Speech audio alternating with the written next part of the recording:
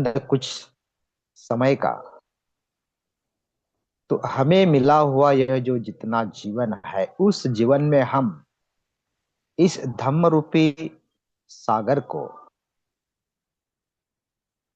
कितना पार कर सकते हैं, कैसा पार कर सकते हैं, क्या करना चाहिए। हमारे इस कुशल कार्य का जो ऑडिट करना है, नियोजन करना है, यह महत्वपूर्ण ऐसी बात है। तो धम्म मार्ग पर चलना जो है, दो बातों के द्वारा हम प्रयास करते हैं। सब पापस्सा करणम कुशलस्य उपसंपदा।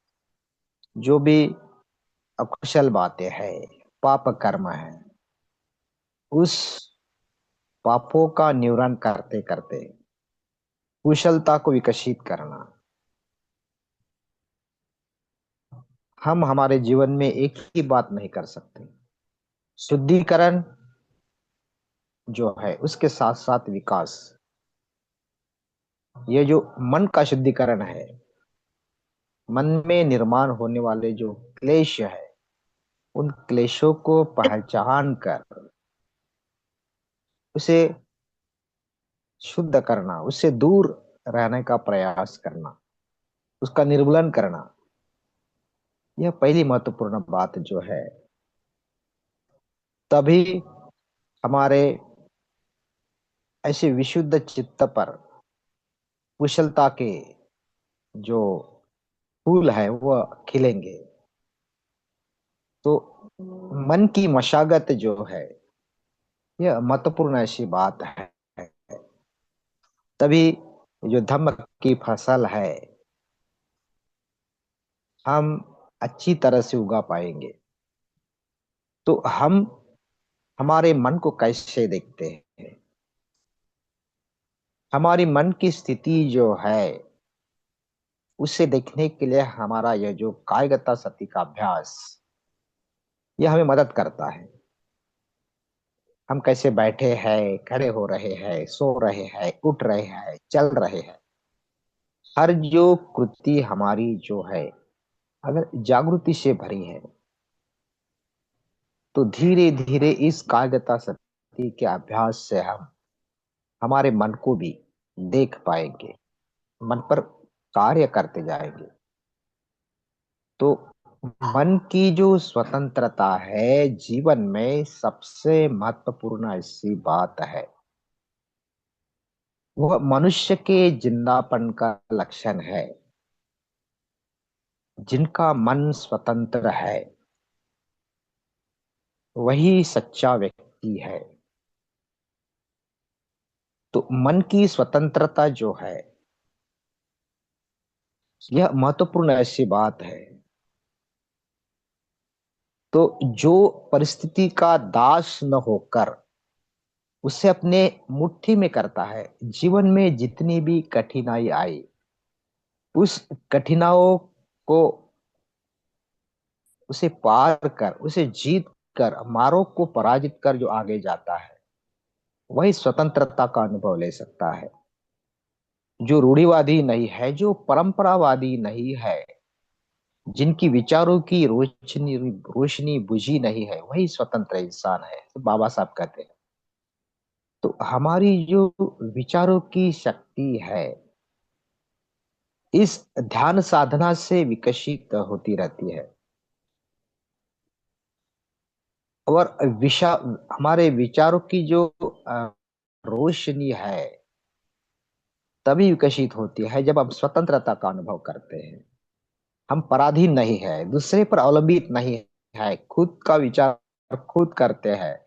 मतलब व्यक्ति करके हमारा जो स्वतंत्रता का अनुभव अगर हम लेते हैं, हर चीजों को हम कार्य कारण भाव के साथ जोड़कर उसके परिणामों को समझते हैं, कारणों को समझते हैं। कोई भी भगवान ने हमारे लिए यह निर्मित नहीं की है, हमारा विकास कोई भगवान नहीं कर सकता है। अत्यदीप भर भव, हम ही है जो हमारा विकास कर सकते हैं। विकास के साथ साथ रक्षा भी कर सकते हैं। तो जो प्रतिकूल जनमत के आगे घबराता नहीं है, अपना मत रखने के रहे थे, तो सत्यता के साथ वह खड़े रहे। उन्होंने उन्होंने युद्ध का विरोध किया। बाबा साहब भी जब घटना समिति में, राज्यसभा में अकेले लड़ते, बात करते, तो उनके साथ सत्यता थी, और सत्यता के आधार पर सब झुक जाते। तो यह जो मन की स्वतंत्रता का अनुभव है, जो जीवन में क्या ध्येय रखता है, अपने जीवन को दूसरे के अनुसार निश्चित नहीं करता, जो अपनी बुद्धि अनुत्तर अपने विकास के लिए, जीवन के ध्येय के लिए उपयोग में लाता है, तो वही सच्चा स्वतंत्र व्यक्ति है।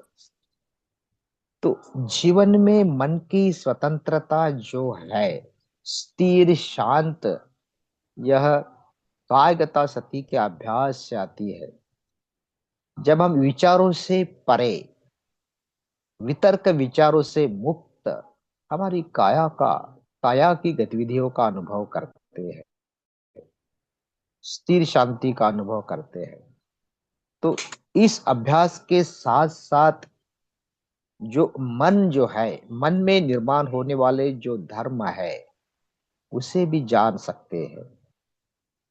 मन जो है, जो केवल चित्त लोकोत्तरता के ओर प्रयास करने के लिए तत्पर रहता है, ऐसे मन को इस सापेक्ष मन के द्वारा, मतलब सांसारिकता में रहकर भी हम प्रयत्न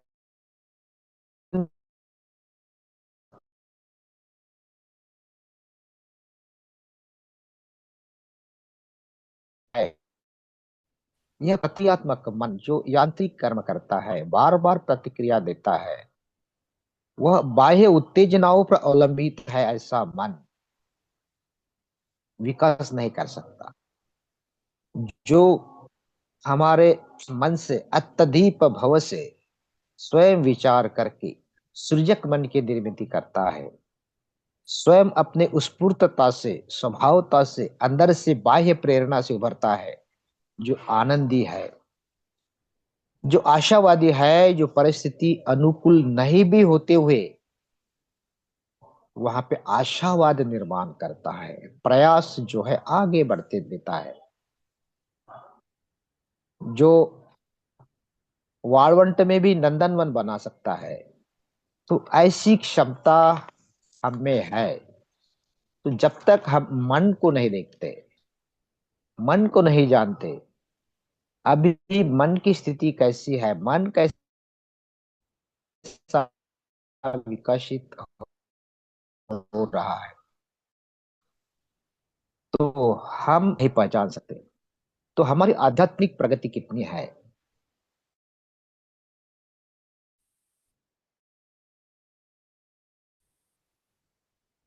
हमारे अन्य लोगों की है, उससे सवाल करना है, तो हमारे ही मन को देखना होगा। मन के स्वभाव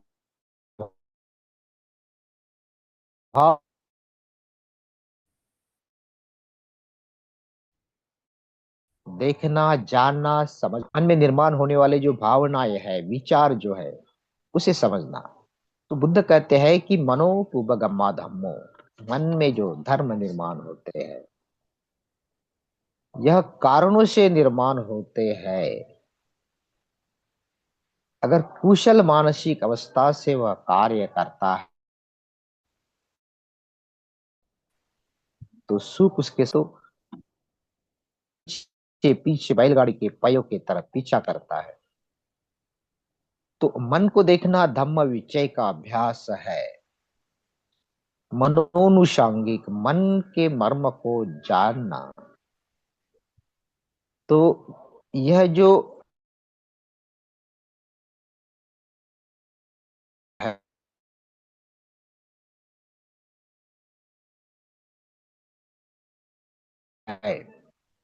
मन, तो हम हमारे मन में मन में निर्माण होने वाले नकारात्मकता को भी अगर देखते हैं तो वह सकारात्मक बात है, विधायक बात है। एक उसे देखना, समझना, पहचानना, तभी हम उस पर नियंत्रण कर सकते हैं, कार्य कर सकते हैं।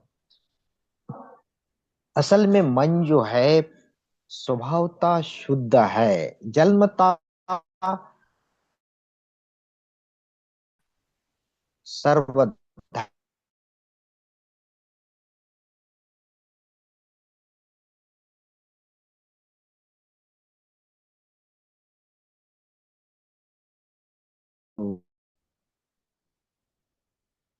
पद में बुद्ध कहते हैं मार दे उपहातवे। जैसे जो मछली होता है उसे से अगर पानी से बाहर निकाल कर थल पर फेंके तो वह तड़पती है फिर से पानी में जाने के लिए। तो स्वभावतः हमारा जो चित्त है वह भी इस क्लेशों से, मारों से मुक्त होने के लिए तड़पता है। लेकिन हम ही है इसे बार बार फिर उन्हीं क्लेशों में फंसा के रखते हैं, अज्ञानता के कारण,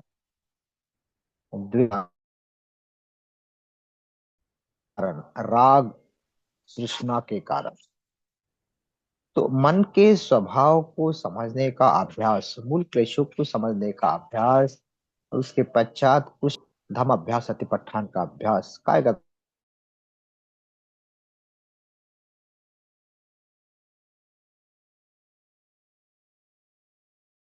सत्य का अभ्यास है वह है राग, जिसे कहते हैं आसक्ति, तृष्णाएं।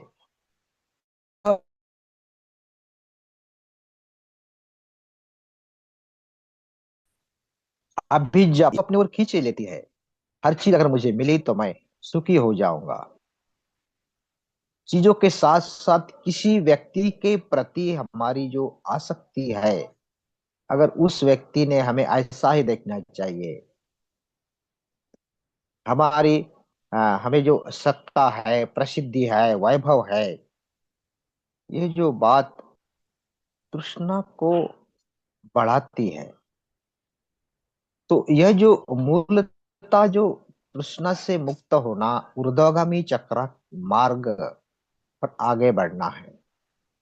जब हमारे इंद्रिय जो है, शारीरिक इंद्रिय जो है बाह्य जगत के संपर्क में आते हैं, इंद्रियों का स्पर्श विषयों को होता है, चीजों को, वस्तुओं को, व्यक्तियों को होता है, तो इस स्पर्श से निर्माण हो रही वेदनाएं वह प्रतिक्रिया में बह जाती है, आसक्ति में बह जाती है और तृष्णा का निर्माण होता है। दूसरा है प्रति, जिसे द्वेष कहते हैं। तो जो भी व्यक्ति हमारे आंखों के सामने अगर आता है, जैसे लोभ में उसके प्रति हम आसक्त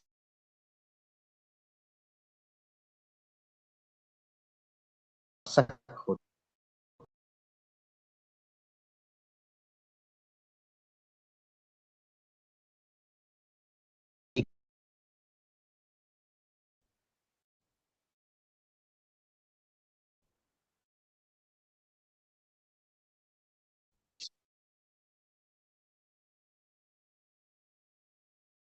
दुर्गुण है।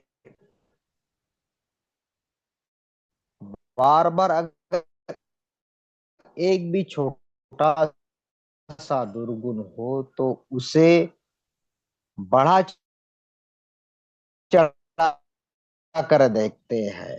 और सद्गुण की उनका जो दृष्टिकोण है, जब तक समानता के द्वारा सभी को प्रति समान भाव से नहीं हम देख पाते, तो हम द्वेष को कम नहीं कर पाते।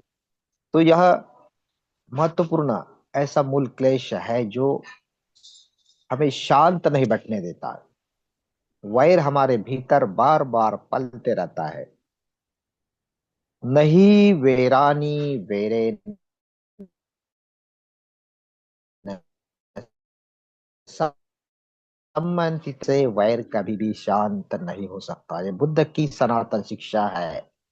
मैत्री ही है जो हमें सुखी, शांति, आनंद बनाती है।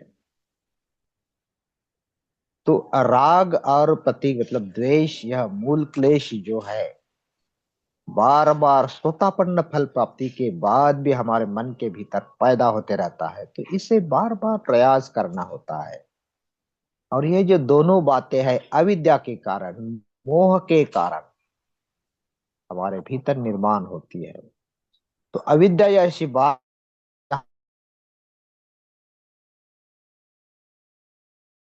हाँ बुरा बना। तो यह जो मोह है, अज्ञानता है, जिस सुअर के तरह भवचक्र में बताया है, जैसे मुर्गा और सांप की तरह राग और द्वेष को बताया है। इकट्ठा करना और द्वेष करना, उसके उसका जो मूल कारण है अज्ञानता है, मोह है। जो जैसे सुअर मोह में फंसा, बस नीचे देखकर वही उसे ही जीवन समझता है। तो जागृति को दिया हुआ ऐच्छिक जो नकार है, जिसे अज्ञान कहते हैं, तो वह विषय को नहीं समझने देता, विषय को कृति में नहीं ढालने देता। बौद्धिक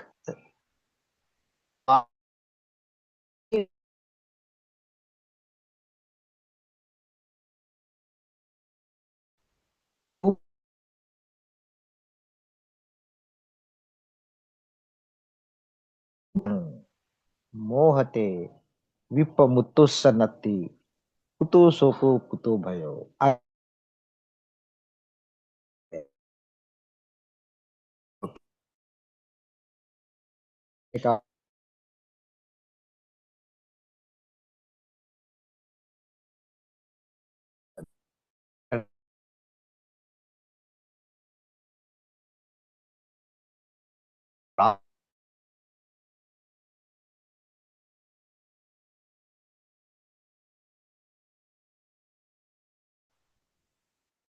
लेकिन जब इस अहंकार से मुक्त होते हैं, यथार्थ मनस्कार से हम इसे अगर देखते हैं,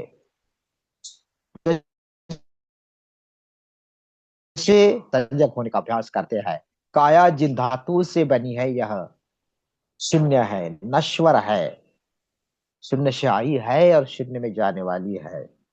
तो जिस शरीर का मुझे अहंकार है,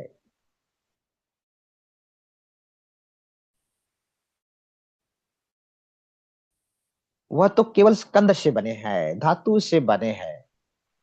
तो है हमारे काया के भीतर जो है, जिन साधना के द्वारा जिनका हम एकत्रीकरण करते हैं, हमें उसे तब्दील करते हैं, तो तभी इन क्लेशों से मुक्त हो सकेंगे। तो यह जो उसके बाद जो पांचवा मूल क्लेश है, जिसे विचिकित्साएं कहते हैं, ऐसी विकास के बारे में शंका निर्माण करना, जिन शंकाओं से हम सही निर्णय न ले पाए। तो सही निर्णय लेने की जो खैर मैं मनस्थिति मीटिंग है, के बाद बात करता हूँ। यह मीटिंग चल रही, मेरा संचालन है। यह इस अवस्था में नहीं हम देख पाते। तो विचिकित्सा यह ऐसा बंधन है जो सत्काय दृष्टि और सीलत परामर्शक के साथ साथ श्रोतापन्नी फल प्राप्ति को रूढ़ा बनाता है। तो यह जो मन की अवस्था विचिकित्सा जो है, वह अगर मन में निर्माण होती है, तो हम निर्णय लेने में कमजोर होते हैं, तथ्य के परे पले नहीं जाते। यह ऐसी मनोवस्था है जो अपने मन को तैयार ही नहीं होने देते हैं। द्विधा मन की अवस्था, यह करूं या वह करूं, यह कर्म करूं या वह कर्म करूं, द्विधा मन की अवस्था, निर्णय नहीं ले पाते। शिविर में जाऊं, धम्म वर्ग में जाऊं, कुशल कर्म करूं, या फिर से बार बार संस्कारितता में घूमते रहूं, तो निर्णय नहीं लेने की अवस्था विचिकित्सा जिसे कहते हैं। जैसे एक उदाहरण बताया कि यह जो गधा होता है, तो उसको दोनों तरफ, अगर उसको गाजर जो है, हिंदी में पता नहीं क्या कहते, तो दोनों तरफ बताया, तो वह ये खाओ कि वो खाओ, दोनों की राह देखता देखता वैसा ही बीच में रहता है। तो निर्णय नहीं लेने की अवस्था है, ये करूं या वो करूं, ऐसी रहता है। तो यह जो है परिस्थिति को यथार्थ पाएगी, खुद को बंधन में बांधने से उसे मुक्त करने के लिए प्रयास करेंगे। कटिबद्धता जो है, सम्यक संकल्प जो है, हमें कुछ करना है तो ठोस ऐसा निर्णय लेना जरूरी है। तो यह विचिकित्सा, यह ऐसा बंधन है जो नहीं करने देते। उसके बाद छठा मूल क्लेश है जिसे दृष्टि कहते हैं। दृष्टि दृष्टिकोण से आती है। हमारी कैसा दृष्टिकोण है जो संस्कारों से बनता है। हम कौन से परिस्थिति में है, कौन से मित्रों के साथ है, इनसे यह दृष्टि बनती है। अगर अज्ञानता युक्त हमारा मन है तो दृष्टि भी अज्ञान से भरेंगी, गैर समझ से भरेंगी। तो सम्यक दृष्टि का विरोध जो है यह मिथ्या दृष्टि करता है। तो मिथ्या दृष्टि से बाहर निकल कर सम्यक दृष्टि जो है, जो बुद्धत्व की राह दिखाता है, उसे आगे मार्ग पर चलने के लिए मदद करता है। तो मिथ्या दृष्टि को प्रतिबंध कर सम्यक दृष्टि का विकास करना, तो यह जो गलत दृष्टि है यह हमें पीछे रखती, पीछे खींचती है। तो तो यह जो गलत दृष्टि किसी के प्रति आसक्ति हो, द्वेष हो, अज्ञानता हो, तो यह जो है राग से निर्माण होती है, या दृष्टि जो हम पकड़ के रखते ऐसा ही है। कोई मेले में या नदी में नहाने से हमारा शरीर शुद्ध होता है, ऐसा दृष्टिकोण। और करोड़ों में लोग भीड़ भाड़ में वहां कुंभ मेला में जाते हैं। तो यह जो धारणा है कि मन की, शरीर की शुद्धि केवल डुबकी लगाने से होती है, तो यह गलत धारणा। शरीर की शुद्धि, मन की शुद्धि सतिपट्ठान से ही, अभ्यास से ही संभव है। जागृति के अभ्यास से संभव है। मन की जो मुक्तता है ध्यान साधना से संभव है। तो सत्काय दृष्टि जिसे, जो मिथ्या दृष्टि है, उसे 20 प्रकार की अलग अलग दृष्टि होती है। पंचस्कंदों के संबंध में चार ऐसी सत्काय दृष्टि।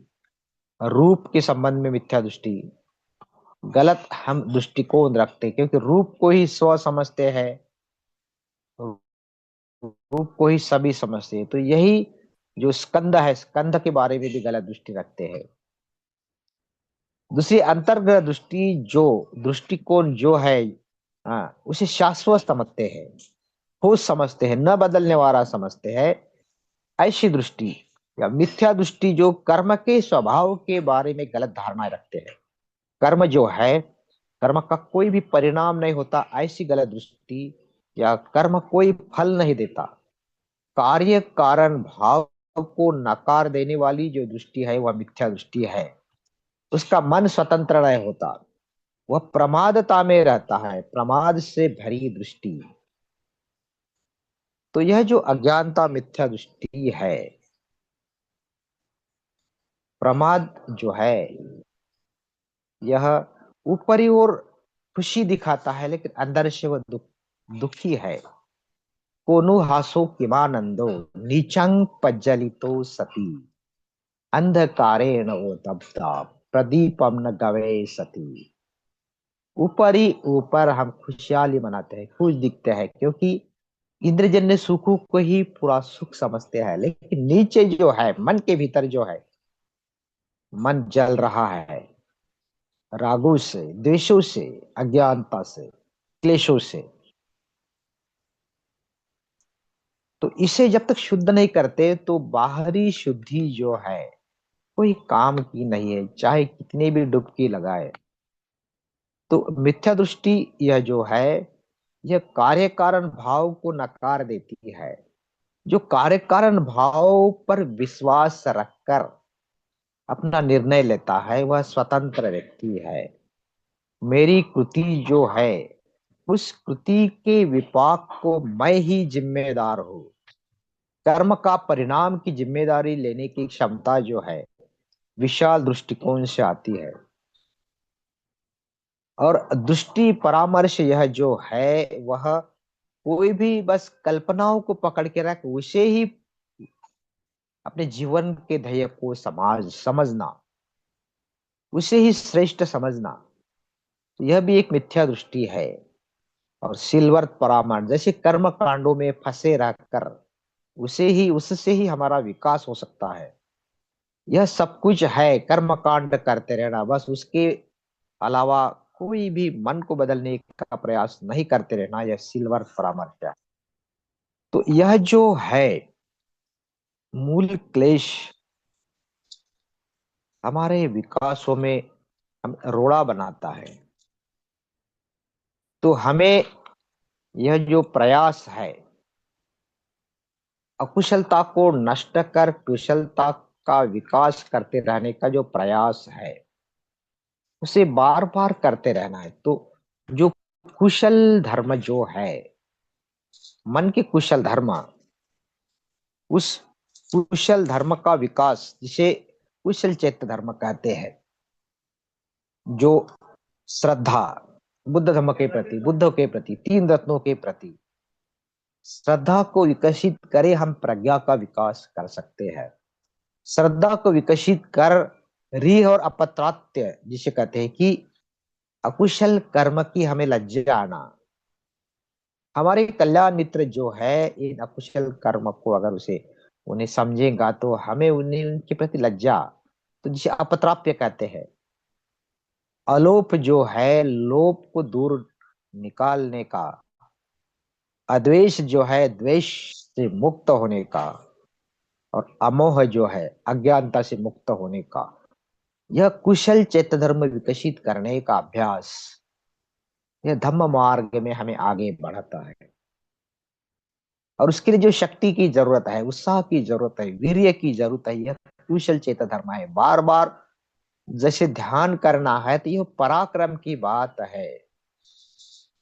तेजाई नो साततिका नीचंग दड़ह परक्कमा संति धीरा निब्बाणम योग खेमम अनुत्तरो। उत्तरोत्तर अगर हम प्रगति करना चाहते हैं तो दृढ़ संकल्पता के साथ नियमित रूप से साधना करनी होगी, और इसके लिए वीर्य की जरूरत है। और इस साधना से मन हमारा प्रशब्द होता है, हम स्थिर और शांति का अनुभव लेते हैं, सुखद बातों का अनुभव लेते हैं। तो प्रशब्द यह ऐसा कुशल चैत्य धर्म है जो स्थिर शांत चित्त से सुख का अनुभव लेता है। अप्रमाद जो है स्मृति पूर्वक रहने का अभ्यास, अपमादेन संपादेन, बुद्ध की आखिरी शिक्षा है। तो सतिपट्ठान का अभ्यास अप्रमादता को विकसित करने के लिए मदद करता है। उपेक्षा का विकास जो है, जहां जिस अवस्था में कोई प्रतिक्रिया संताप नहीं रहता, स्थिर मन की अवस्था है, जहां इधर उधर नहीं जाती है, लोक स्वभाव के साथ अगर संपर्क आता है तो वह स्थिर चित्त शांत चित्त का अनुभव लेता है, ऐसी उपेक्षा की अवस्था।